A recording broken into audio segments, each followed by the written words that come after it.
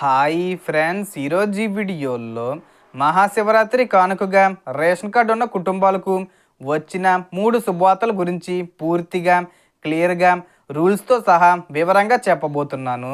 So దానికి సంబంధించిన పూర్తి ఇన్ఫర్మేషన్ ఈ వీడియోలో తెలుసుకుందాం.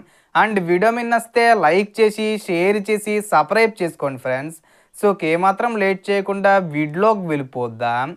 సో మొదటి శుభవార్త, అన్నదాత సుఖీభవ పథకం 3వ విడతగా రైతుల ఖాతాల్లోకి 4,000 రూపాయలు విడుదల చేయబోతున్నారు.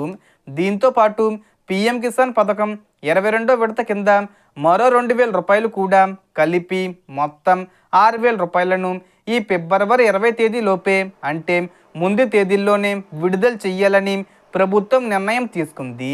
దీనికి అర్హత ఏంటంటే తప్పనిసరిగా రేషన్ కార్డు ఉండాలి, రైతు భూమి రికార్డులో ఆన్లైన్లో అప్డేట్ అయి ఉండాలి, బ్యాంక్ ఖాతా ఆధార్తో లింక్ అయి ఉండాలి, పిఎం కిసాన్లో ఇప్పటికే పేరు నమోదై ఉండాలి, అలాగే గత విడతల్లో డబ్బులు తీసుకున్న వారికి ఆటోమేటిక్గా ఈ విడత కూడా వస్తుంది.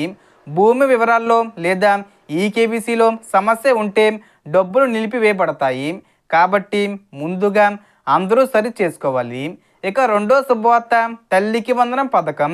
ఈ పథకం కింద 1వ తరగతి నుంచి ఇంటర్ సెకండ్ ఇయర్ వరకు చదువుతున్న ప్రతి విద్యార్థి తల్లికి సంవత్సరానికి 13,000 రూపాయలు నేరుగా బ్యాంక్ ఖాతాల్లోకి జమ చేస్తారు. ఒక కుటుంబంలో 2 పిల్లలు చదువుకుంటే ఇద్దరి పేర్ల మీదుగా మొత్తం 26,000 రూపాయలు తల్లికి వస్తాయి. అర్హత విషయానికి వస్తే విద్యార్థి ప్రభుత్వ లేదా గుర్తింపు పొందిన ప్రైవేట్ స్కూలు లేదా కాలేజీల్లో చదువుతూ ఉండాలి.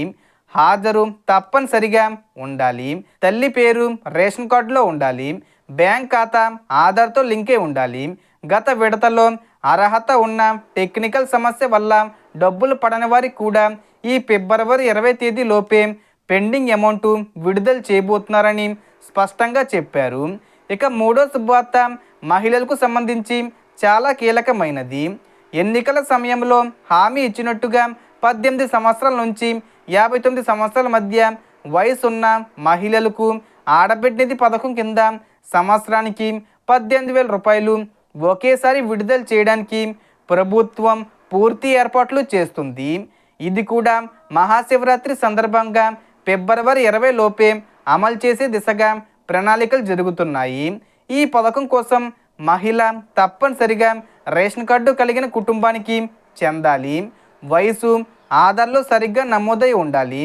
బ్యాంక్ ఖాతా ఆధార్తో లింకే ఉండాలి. ప్రభుత్వ ఉద్యోగి లేదా ఇన్కమ్ ట్యాక్స్ చెల్లించే వర్గానికి చెందినవారు కాకూడదు.